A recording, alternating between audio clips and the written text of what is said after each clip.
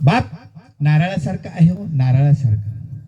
कसा? नारळासारखा. नारळ हे बाहेरून कडक परंतु आत मऊ आणि गोड असा नारळासारखा बाप असतो, नारळासारखा बाप. आणि या बापाला आज या ठिकाणी भावपूर्ण श्रद्धांजली आपल्याला व्हायची आहे. माता भगिनींनो, तुम्ही रडाल. आठवा तुम्ही तुमचा बाप, तुमचं माहेर कुठपर्यंत आहे मला सांगा. प्रत्येक माता माऊली या समयातून निघलेली आहे. जोपर्यंत तुमचे आई वडील जिवंत तोपर्यंत तुमचं माहेर जिवंत. पण ज्या दिवशी या माहेरातून तुमचे आई आणि वडील निघून जातात ना, त्या दिवशी तुमच्या प्रेमात मात्र अंतर पडतं. यात कुठली शंका अजिबात नाही. कारण बाप 3 वेळेस जीवनात रडतो हो, 3 वेळेस. पहिल्यांदा तो बाप रडतो एका मुलीसाठी. दुसऱ्यांदा तो बाप रडतो आपल्या एकुलता एक मुलाने घराच्या बाहेर काढून दिल्यावर जे दुःख होतं ना, तेव्हा तो बाप रडतो. तिसऱ्यांदा बाप रडतो केव्हा? जेव्हा बाप मरणाच्या समयावर असतो, अंतिम चरणावर असतो आणि मुलगी भेटायला येत नसते ना, तेव्हा मात्र बाप आतल्या आत रडत असतो. तो बाप कोणाला दिसत नाही हो, दिसत नाही, दिसत नाही.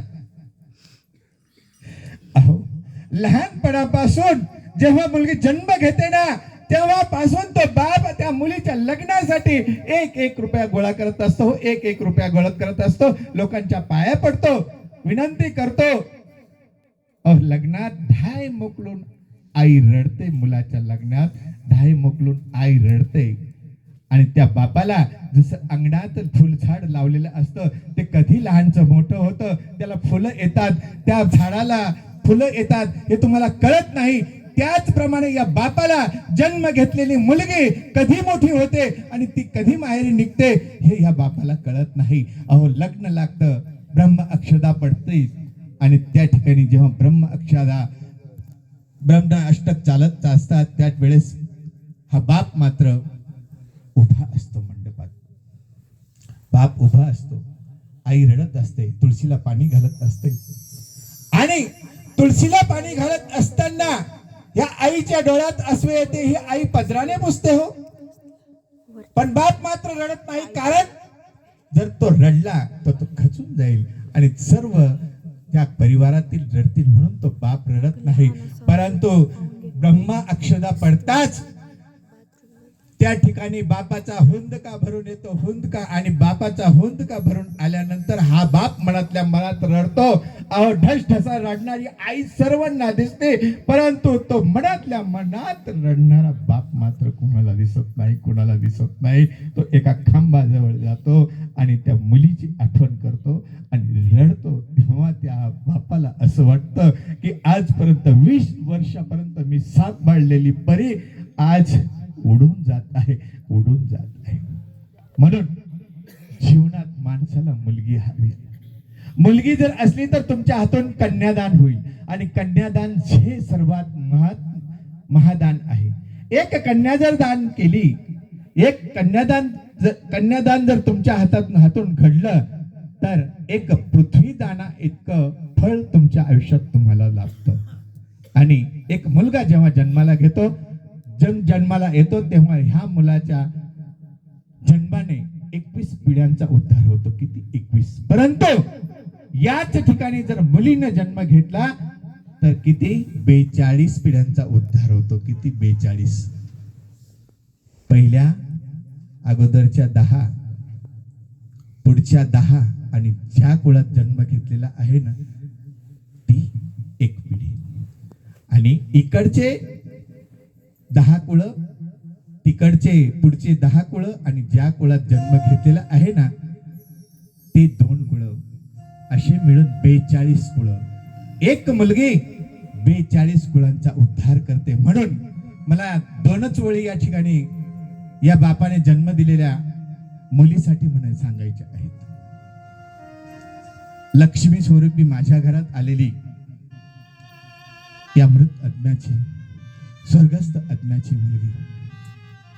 आणि ही मुलगी कोल्हे परिवारात माझी धर्मपत्नी म्हणून या ठिकाणी आज बापाचं दुःख भरून बसलेली आहे. परंतु सांगतो, या ठिकाणी ज्यांना मुलगी नाही ना त्यांनी वाईट वाटून घेऊ नका. ज्यांना मुलगी आहे ते भाग्यवंत आहेत. जेव्हा बाप मरतो ना, मुलगी हंबरडा फोडते आणि तो बाप त्या मुलीला भेटण्यासाठी पुन्हा डोळे उघडतो. याहून अजून मोठं काय असतं हो, मुलीसाठी काय असतं? टाळ्या झाल्या पाहिजे. हे दुःख आणि या आई बापाच्या आणि मुलीच्या प्रेमाचं दुःख, जसं मी तुम्हाला सांगितलं की मुलगी जेव्हा लग्न होते, सासरी जाते आणि मागे पाहते, तर यावर तुकाराम महाराजांनी एक अभंग लिहिला. कन्या सासूराशी जाये, मागे परतून या पाहे, तैसे झाले माझे जीवा, केव्हा भेटची केशवा. हे तुकाराम महाराजांनी अभंगातून देवाच्या भेटण्याची आतुरता कशी असते याचं उदाहरण मुलीचं आणि बापाचं दिलं. आता 2 वाक्य या मुलीसाठी. अहो, ज्यांना मुली नाही ना त्यांनी वाईट वाटून घेऊ नका. मुली भाग्यवंताच्या घरात जन्म घेतात म्हणून असं नाही समजायचं की ज्याला मुलगी नाही म्हणून तर आम्ही अभाग्य आहोत. जगाचा बाप, जगात देवाचा बाप प्रभू श्री राम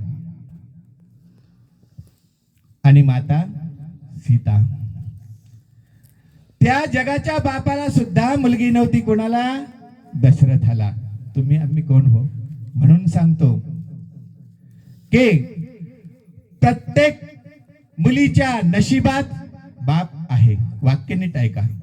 प्रत्येक मुलीच्या नशिबात बाप आहे, परंतु प्रत्येक बापाच्या नशिबात मात्र मुलगी नाही.